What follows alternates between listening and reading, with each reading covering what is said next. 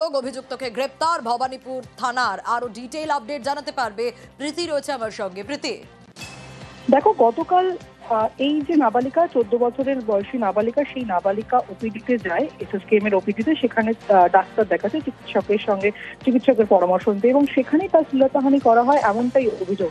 প্রথমে এই নাবালিকা তার পরিবারের সঙ্গে গিয়ে যে আউটপোস্ট রয়েছে এসএসকেএম এ, সেই আউটপোস্টে জানায়, এবং সেখান থেকে তাকে ভবানীপুর থানার মারফত ভবানীপুর থানায় জিডি হয়। এবং সেখান থেকে ইতিমধ্যে সিসিটিভি ফুটেজ থেকে গতকাল রাতেই অমিত মল্লিক নামে এক ব্যক্তিকে গ্রেফতার করা হয়েছে।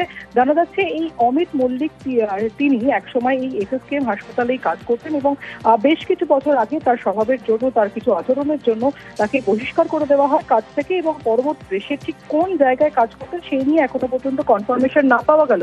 তাকে আজ আদালতে পেশ করা হবে, এবং এই 14 বছরের যে নাবালিকা, তার যে অভিযোগ, সেই অভিযোগের ভিত্তিতে ইতিমধ্যে গ্রেফতারের সংখ্যা 1।